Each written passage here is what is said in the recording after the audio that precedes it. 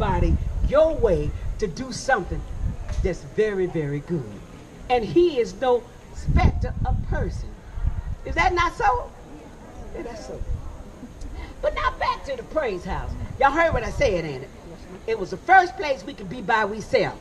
We ain't had to worry about the white folks coming in, listening to us unless they climbed to the window. I ain't never read that in no book, that they stood outside and climbed, stepped up on the thing and climbed. I ain't never read that.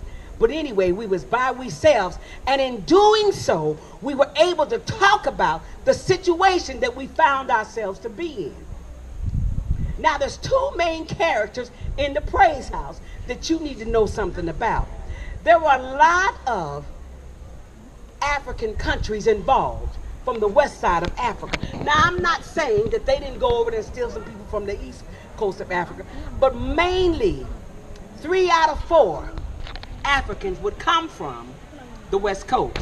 Sierra Leone, Ghana, Gambia, Cameroon, Senegal, Togo, Benin, and the Congo, just to mention a few.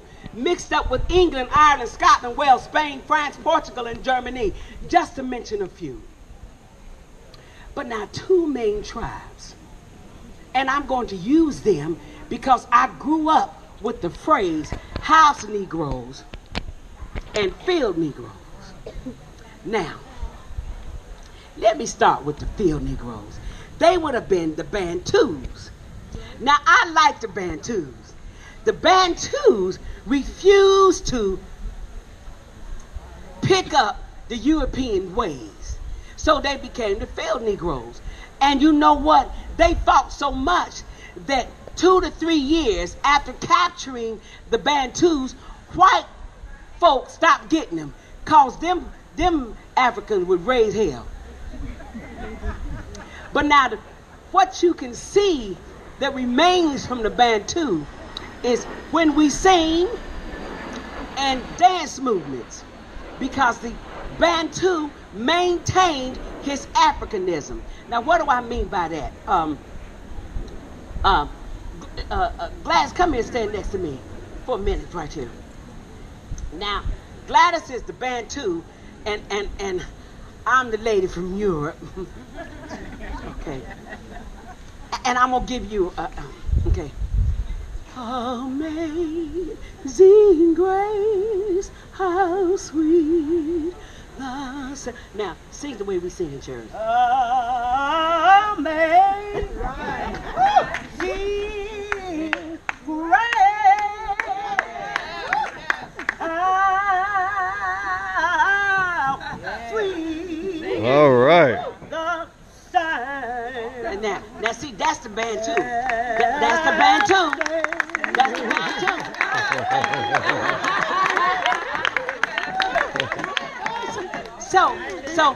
So now you see, the Bantu left us with the ability to improv, the ability to tap into the soul. That's the Bantu. Now, the Wolofs, I love the Wolofs too, because the Wolofs were the house Negroes. Now, when I grew up, the word house Negroes was not a nice thing, okay? But when I did my research and found out about the Wolofs were some bad boys. Now, let me tell you what they did. They learned the language of the European without the European knowing his language. And so therefore, when we would move toward, let's say, the Underground Railroad, the house Negroes could help plan the escape because he knew what the European was planning to do. Them were some bad boys. But not only did they do that, they helped to develop language for us all so that we could understand one another. I love using this word. So often in our textbooks, it teaches all Americans that the African was monolithic. Europeans are not monolithic. And surely Africa, being a continent, you can place the United States in Africa 3 1/3 times. So they're not monolithic. But you see, the Wolofs were able to bring us together with the tongue so that we could better communicate. Not only did he do that, but he was also an artisan. So he was the one that used calligraphy, the one that could help build the, what you call them graves on the top? What? No, sarcophagus, what you call it? Y'all ain't no smarter than me. I thought I was looking at some smart people out here. I thought I was going to jump out, especially you. You put them little round glasses on your face. You look like sort of nerdy, but you sort of handsome too, you know. And I just knew you was going to, but yeah, anyway. But they would do the calligraphy on that.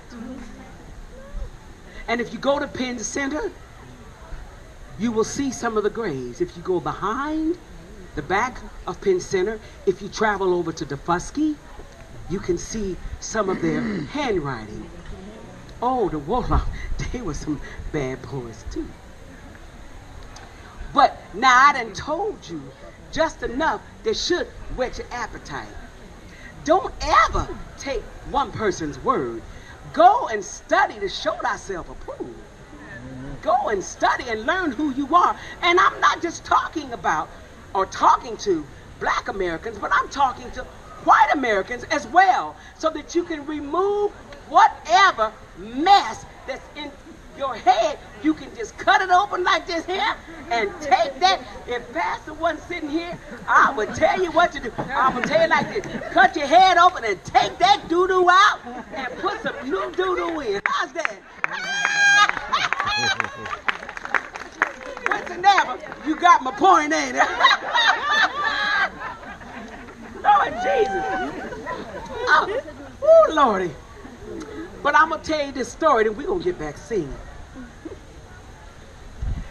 You know, in the textbooks, the earlier writings about the Negro, it showed him to be slowful,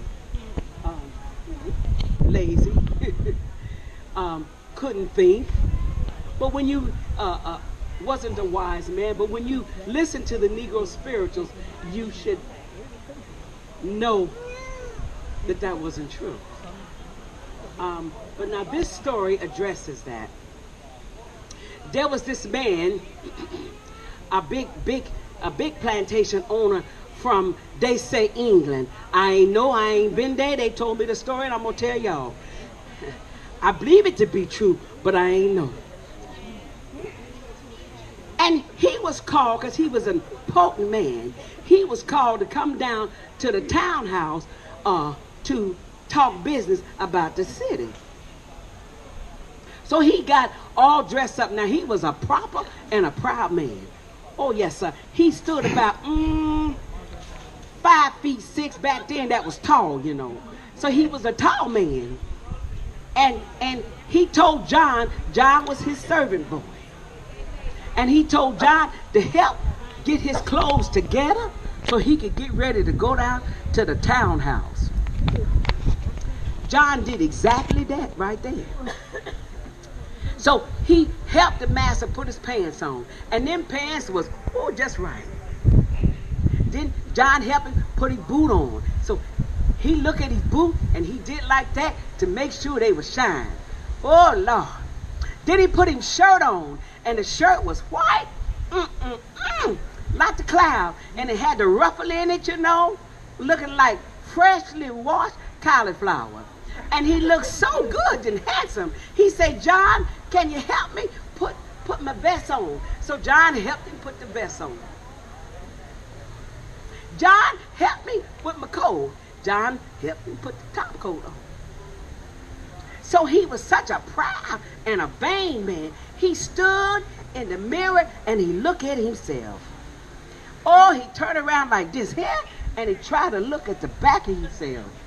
Then he turned around and he looked at John and he said, John, my boy, how do I look? And John said, you look mighty fine, sir. You look like the lion in the back of the barn. The master looked at John.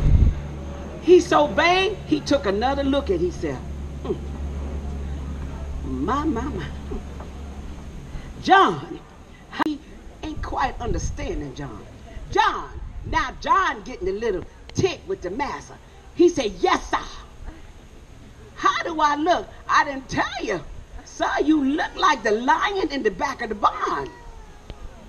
At that point, the master turned and looked at John and he said, John, what lion in the back of the barn? And John say, follow me, I'll show you. So John get to walking. And the master walked. Then John walked. Well, they got to the back of the barn. Now what y'all think been back there? How many think it was a lion? Raise your hand. Boy, y'all some smart people. When they got back there was a jackass. And the master said, John, that ain't no lion. That's a jackass. And John said, and you look just like him.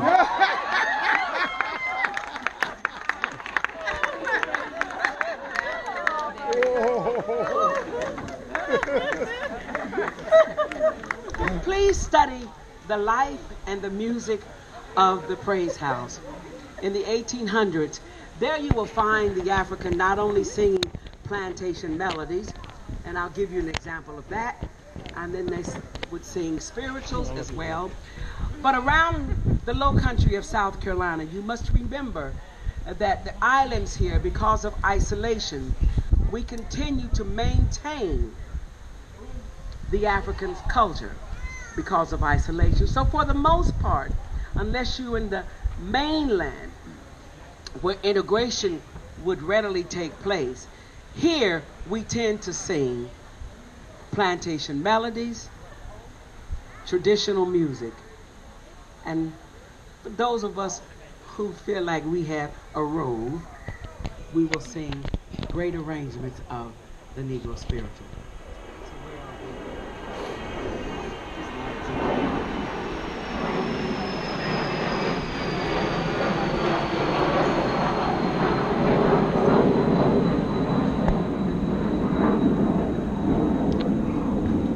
Plantation melody. Oh my good Lord, show me the way.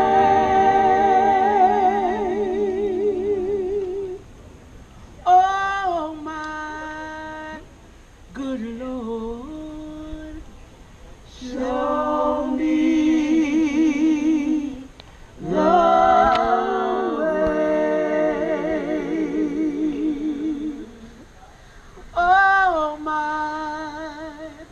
good Lord, show me the way. Enter the chariot,